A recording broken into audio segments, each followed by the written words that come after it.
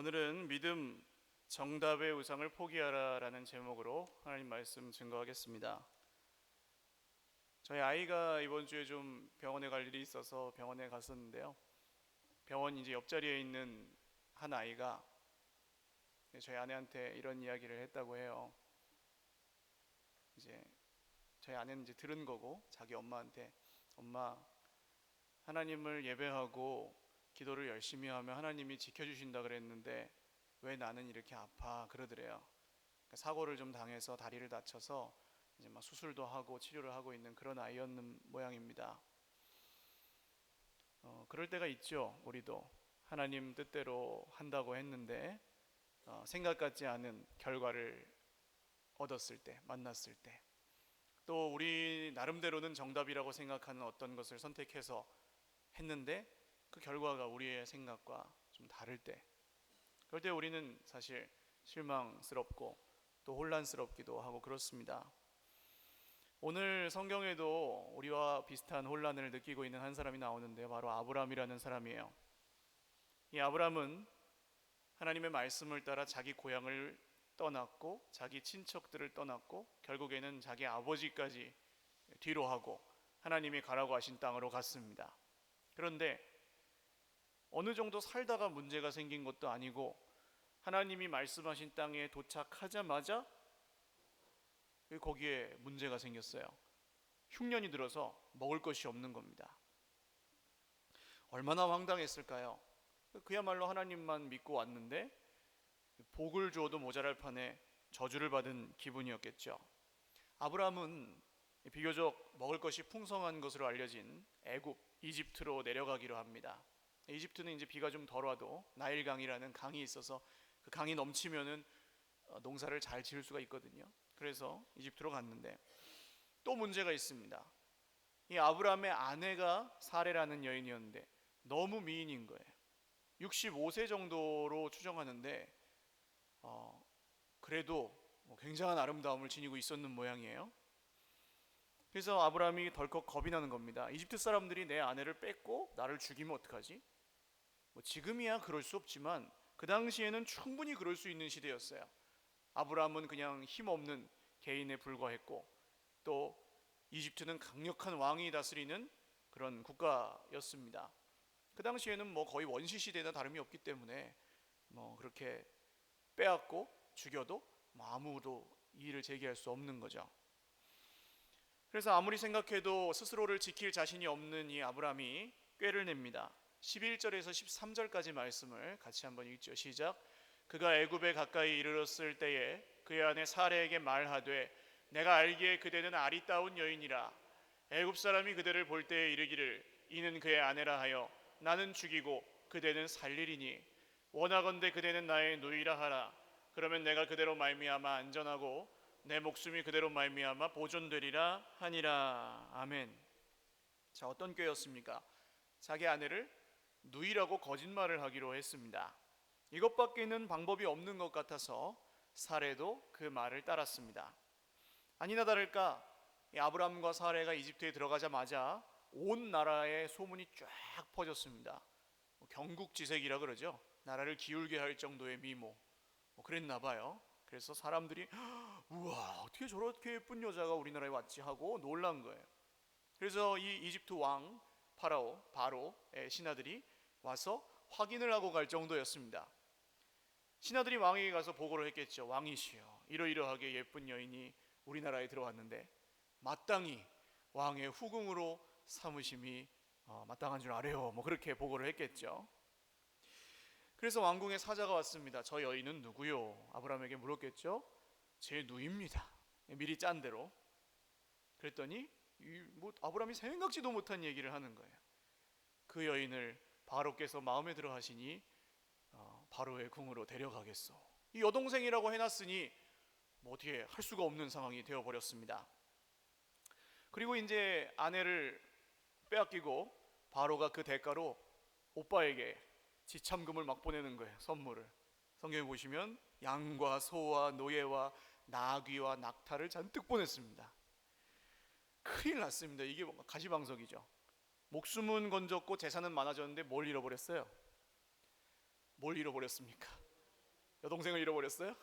아내를 잃어버렸어요. 아브라함이 나름대로 생각하고 고민해서 내린 최선의 정답이 사실은 최악의 오답이었던 것입니다. 만약에 이렇게 될 줄 알았다면 아브라함이 자기 아내를 여동생이라고 했을까요? 몰라서 그랬겠죠. 몰랐으니까 그랬겠죠. 그럴 수 있는 정상적인 부부관계라면 그럴 수 있는 남편은 없어요. 이걸 알았으면 그렇게 안 했을 거예요. 아브라함이 생각했을 이상적인 시나리오는 여동생이라고 딱 하면 여동생 참 이쁘네요 하고 그냥 잘 살게 두는 거, 그걸 원했는데 난데없이 바로가 자기 아내로 데려가 버린 겁니다. 이 이야기가 여러분 우리와 어떤 상관이 있을까요? 우리도 역시 문제나 어려움이 생기면 그것을 해결하기 위해서 많은 노력을 합니다. 혹은 문제가 생기지 않도록 예방책을 강구하면서 살아갑니다. 결국 정답을 원하죠. 우리는 빨리 그냥 어떤 정답을 딱딱 내리고 그 다음에 이제 그거에 따라 움직이고 그러기를 원해요. 대부분의 사람들이 가장 손해를 덜 보는 방식으로 효율적으로 문제를 해결하거나 예방하고 싶어 합니다. 근데 그렇게 살다 보니까 여러분 낄끼빠빠라는 말 들어보셨어요? 무슨 뜻인지 아십니까? 요새는 말을 하도 다 줄여가지고 못 알아듣는 말도 많아요. 낄 때 끼고 빠질 때 빠진다는 뜻이래요. 그러니까 사람들이 다 자기가 원하는 정답을 이제 그거에 따라서 낄 때는 끼고 빠질 때는 빠지고 그러면 살아가는데, 그걸 잘하는 사람일수록 세상에서는 잘 사는 사람이라고 봅니다. 근데 아무리 열심히 낄끼빠빠를 해도 정답을 찾아내도 어느 순간 내가 굳게 잡고 있던 줄이 썩은 동아줄인 경우가 있잖아요. 내가 생각해낸 최선의 대안이 별로 좋은 길이 아니었음이 밝혀질 때가 비일비재합니다. 그 정도면 괜찮은데 오늘 아브라함처럼 최선의 선택이라고 믿었던 게 최악의 결과를 낳을 때도 종종 있습니다. 때로는 우리가 하나님의 뜻을 따르기 위해 애를 쓰고 노력을 한 것조차 우리에게 손해로 돌아올 때도 있어요. 그게 오히려 다른 사람들에게 오해를 사거나 혹은 공격당하는 어떤 이유가 세상에서 되기도 합니다. 그렇지만 우리는 어쨌든 간에 정답을 찾고 싶어 하죠. 그래서 정답이 없으면 불안하고 우리 생각대로 우리의 통제를 벗어난 상황을 견디질 못해요. 그래서 끊임없이 고민하고 걱정하면서 살아갑니다. 아브라함의 이야기가 우리의 이야기와 통하는 부분이 있죠. 그러면 하나님 편에서 보실 때 하나님은 오늘 아브라함의 이런 행동들, 아브라함의 모습을 어떻게 보셨을까요? 잘했다고 하셨을까요? 아니면 믿음이 없다고 하셨을까요? 일단 하나님은 아브라함이 애굽으로 내려간 것 자체에 대해서는 잘했다고 하시지도 않고 책망하시지도 않습니다. 아무 어떤 의사표현을 안 하세요. 처음에 10절 말씀을 같이 읽겠습니다. 시작. 그 땅에 기근이 들었으므로 아브라함이 애굽에 거류하려고 그리로 내려갔으니 이는 그 땅에 기근이 심하였음이라. 아멘. 자, 여기 아브라함은 애굽에 거류하려고 내려갔다고 합니다. 지난 11장에서도 한글로는 같은 단어가 한번 등장했었어요. 11장 31절인데요. 같이 읽겠습니다. 시작. 데라가 그 아들 아브람과 하란의 아들인 그의 손자 롯과 그의 며느리 아브람의 아내 사레를 데리고 갈대아인의 우르를 떠나 가나안 땅으로 가고자 하더니 하란에 이르러 거기 거류하였으며.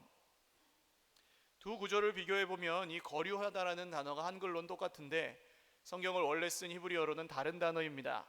데라는 하란에 정착했다. 아브람의 아버지 데라는 하란에 눌러 앉았다, 그런 뜻이고요.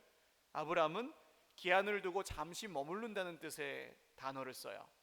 그러니까 아브람이 아예 믿음을 버리고 하나님이 지시한 땅에서 완전히 떠난 걸로 보지 않는다는 거죠, 성경이. 믿음을 버린 게 아니라면 아브람은 왜 애굽으로 갔습니까? 목구멍이 포도청이니까 간 거예요. 삿입에 거미줄 칠 수 없으니까 간 거예요. 당장 먹을 게 없으니까. 자손을 주고 민족을 주고 땅을 주고 약속하신 게 다 좋은데 그것도 살아 있어야 누리지, 이런 생각이 아브라함에게 들었겠죠. 그래서 내려갔어요. 근데 막상 애굽에 들어가려니까 애굽 사람들에게 또 죽을 것 같아요. 그러니까 내가 죽으면 약속이고 자손이고 뭐고 무슨 소용이냐, 또 그런 생각이 들어서 또 자기가 생각하는 정답을 또 찾았는데 이번에는 아내를 빼앗기고 맙니다. 여동생이라고 거짓말했으니 아니라고 할 수도 없고, 결국 여러분, 아내가 없으면 자손을 얻을 수가 있어요, 없어요? 없잖아요. 그러니까 이게 지금 완전히 엉망진창이 돼버린 거예요. 답이 아예 이제 없는 상황까지 왔어요. 여기까지 하나님이 아무 개입을 하지 않으시는 것처럼 보입니다. 우리는 성경에서나 우리 삶에서 종종 이런 상황을 만나요. 아니, 하나님이 이렇게 되기 전에, 답이 없는 상황이 되기 전에 좀 미리 나타나셔서 도와주시면 참 좋겠는데, 그러질 않고 그냥 내버려 두시는 것처럼 보여요. 한 가지 예만 들어보면 요한복음에 예수님에게 이 눈을 뜨게 해주신 그 고침을 받은 맹인이 나오죠. 실로암, 기억하시죠? 이 사람이 눈을 뜨고 나서 눈 떴으니까 너무 좋은데, 이 동네 사람들이 다 와가지고 이 사람을 막 추궁하고 신문하기를, 너 그 예수가 고쳐준 거 맞아? 아니지?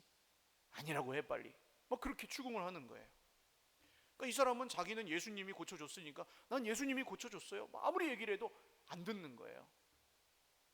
안 되겠다, 부모 데려와. 부모님이 오셨는데 부모님의 소원이 뭐였을까요? 자식의 눈을 뜨는 거겠죠. 태어나서부터 지금까지 못 봤으니까 부모님의 소원은 자기 목숨을 주고라도 눈만 떠준다면은 줄 거 아니에요.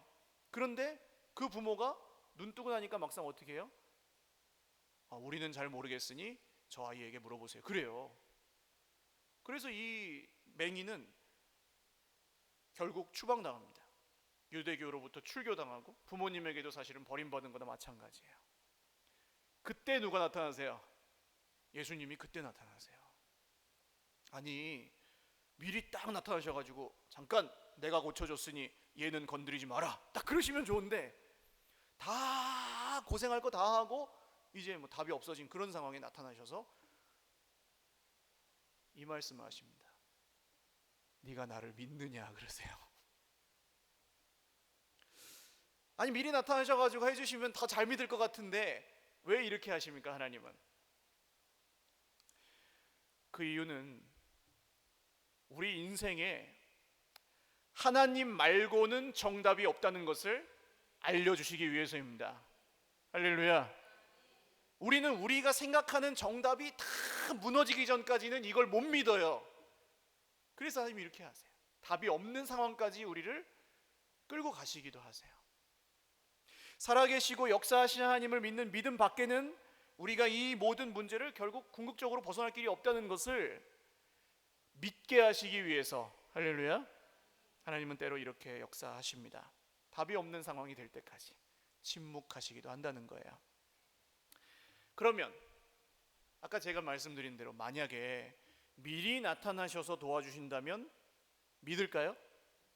잘 믿을까요? 그걸 보고? 그렇지 않습니다. 사람은 대부분 어느 정도 믿을 구석이 있고 진짜로 뭐 이거 어떻게 할 수 없을 만큼 힘들어지기 전에는 밑바닥을 내보이지 않아요. 잘 되면 그냥 운이 좋았다거나 내가 잘했다고 생각하기도 하고 그냥 넘어가요. 그냥 살아요.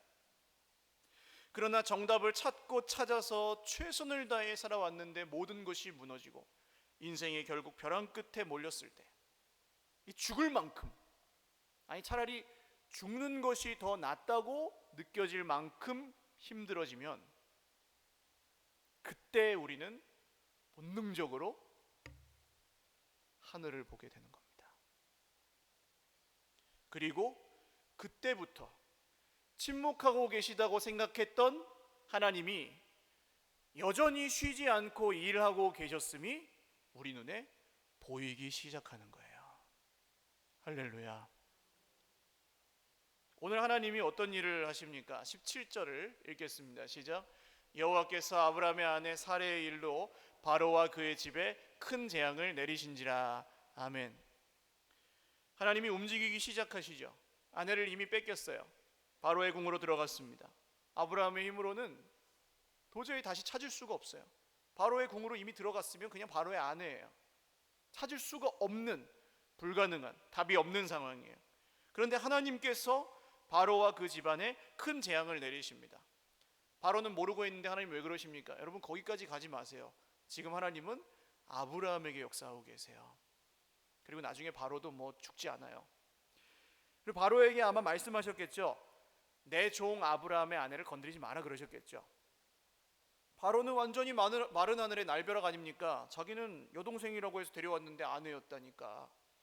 그래서 노발대발해서 아브라함을 부릅니다. 바로가 화가 났겠죠. 18절을 읽겠습니다. 시작. 바로가 아브라함을 불러서 이르되 네가 어찌하여 나에게 이렇게 행하였느냐? 네가 어찌하여 그를 내 아내라고 내게 말하지 아니하였느냐? 두 번 나오는 말이 있어요. 뭐예요? 어찌하여. 이 바로의 분노가 느껴지지 않습니까? 어찌하여, 네가 어찌하여 이렇게 했느냐? 여러분 세상에서 이렇게 되면은 어떻게 될까요? 보통 왕을 속였어요. 대통령 모독죄. 예? 감히 왕을 속였어요. 근데 바로는 적어도 남의 아내를 빼앗는 것이 잘못이었다는 걸 알고는 있는 것 같아요. 그래서 아브라함에게 왜 말하지 않았냐고 책망을 하는 거죠. 지금 여러분 하나님은 지금 여기서 아브라함을 책망하지 않으십니다. 직접. 그런데 믿음 없는 애굽 왕 바로의 입술을 통해서 아브라함을 부끄럽게 하시는 거죠. 지금 바로의 그 말이 아브라함에게 어떻게 들렸을까요? 왜 믿지 않느냐? 내가 누구냐? 내가 어떤 약속을 했느냐? 내가 너와 함께 한다고 하지 않았느냐? 할렐루야. 여러분 책망의 말씀도 그렇게 들리시는 은혜가 있으시기를 주님의 이름으로 축원합니다. 그게 우리의 소망이죠. 그리고 여러분 바로가 지금 제가 만약 바로였다면 그냥 한 칼에 그냥 그러지 않았겠어요? 근데 바로의 입에서 나올 수 없는 한마디가 나옵니다. 19절 같이 읽죠. 시작. 네가 어찌 그를 누이라 하여 내가 그를 데려다가 아내를 삼게 하였느냐? 네 아내가 여기 있으니 이제 데려가라 하고. 아멘. 내 아내가 여기 있으니 어떻게 하래요? 이제 데려가라. 성질 같아서는 어떻게 해야 됩니까? 여봐라, 감히 왕을 모독한 저 놈의 주리를 틀라, 뭐 감옥에 쳐넣어라, 사약을 내려라, 목을 쳐라, 뭐 매달아라. 얼마나 많은 이야기를 하고 싶었겠어요 바로가. 근데 바로가 절대로 나올 수 없는 한마디, 네 아내가 여기 있으니 데려가라, 그냥 가라. 할렐루야. 여러분 믿지 않는 이 바로의 입술에서도 나올 수 없는 한마디가 나오게 하시는 분이 하나님이신 줄 믿으시기 바랍니다.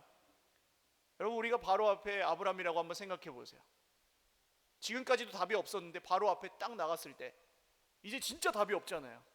이거는 죽여도 뭐라 할 말도 없어요. 내가 잘못했잖아요. 그러니까 이게 거짓말한 것도 다 탄로났고 괘씸죄로 오히려 다 죽게 생긴 그런 상황인데, 그때 하나님께서 바로의 마음에 아브라함 뒤에 계신 하나님을 두려워하는 마음을 주셨어요. 그래서 바로가 더 큰 죄를 범하지 않도록 막아주시는 동시에 아브라함을 구원해 주셨습니다. 할렐루야. 이 사건에서 아브라함은 하나님께서는 아브라함에게 말씀하시지 않아요. 한마디도 하시지 않아요. 그러나 아브라함과 함께 하시고 역사하십니다. 할렐루야.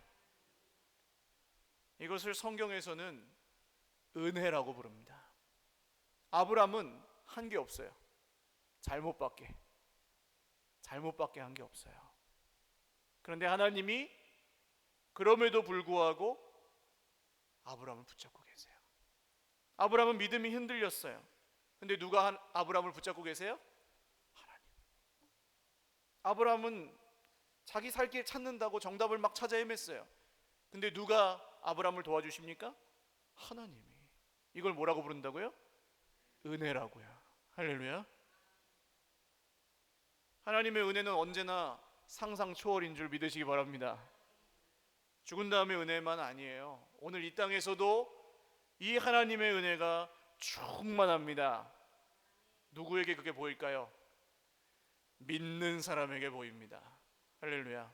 그래서 답이 없는 상황에서 역사하시고 믿지 않을래야 않을 수 없게 만드시는 하나님. 왜요?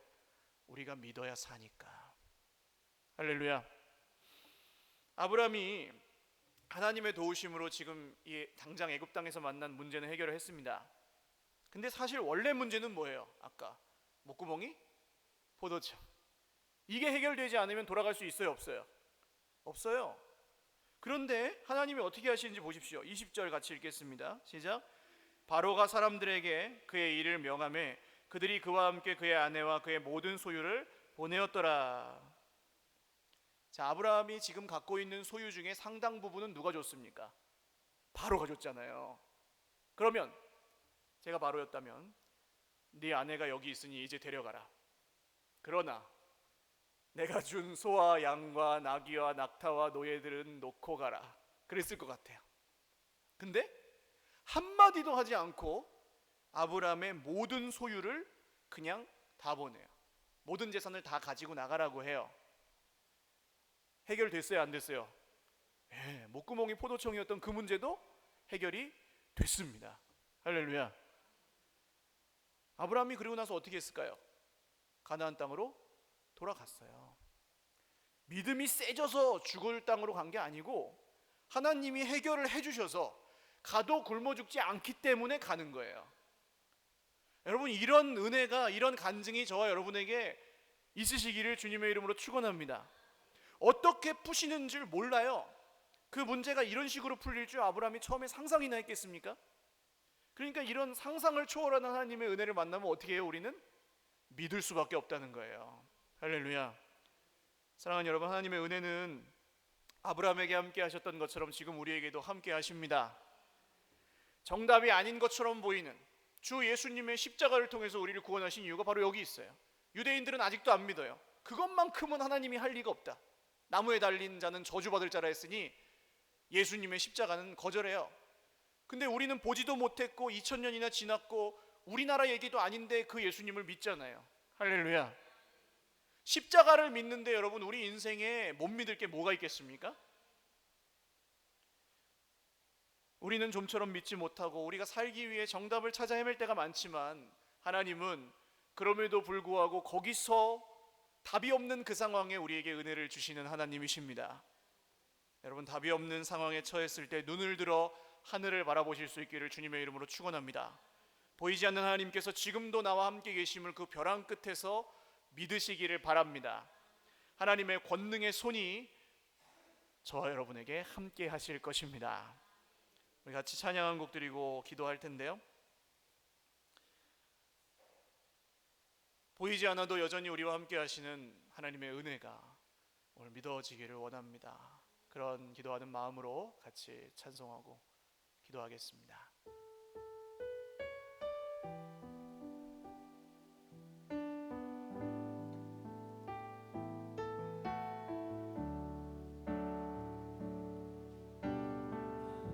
나를 지으신 이가 하나님, 나를 지으신 이가 하나님,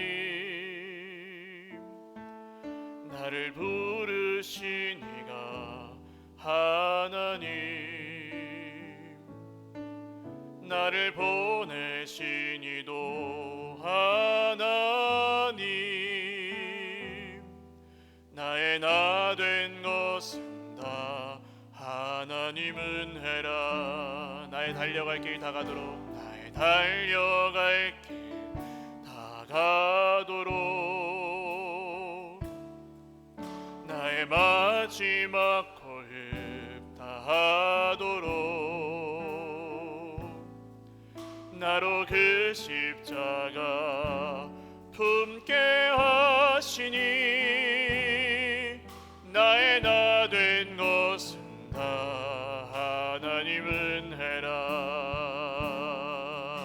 한량없는 은혜, 한량없는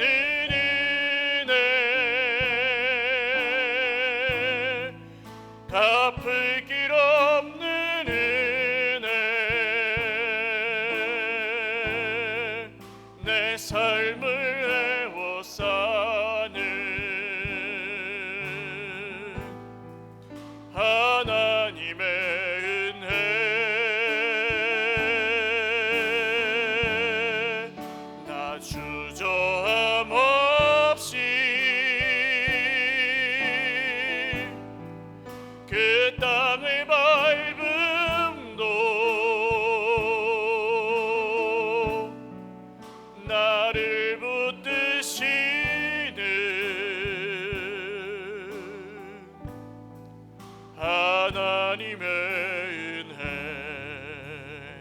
한번 찬송하겠습니다. 나를 지으신 이가 하나님,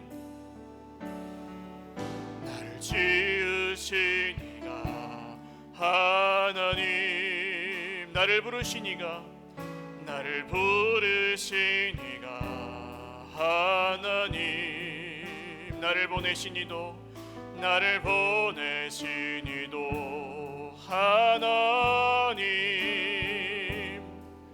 나의 나 된 것은 다 하나님 은혜라. 나의 달려갈 길 다 가도록, 나의 달려갈 길 다 가도록, 나의 마지막 호흡이 닿도록, 나의 마지막 호흡 다하도록 나로 그 십자가를 품게 하십니다.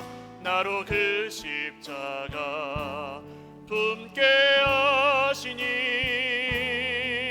나의 나 된 것은 다 하나님 은혜라. 한량없는 은혜, 한량없는 은혜,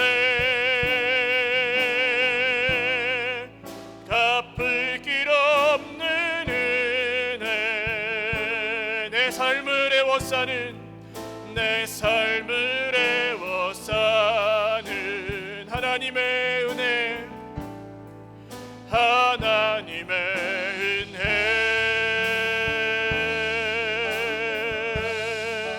나 주저함 없이 그 땅을 밟음도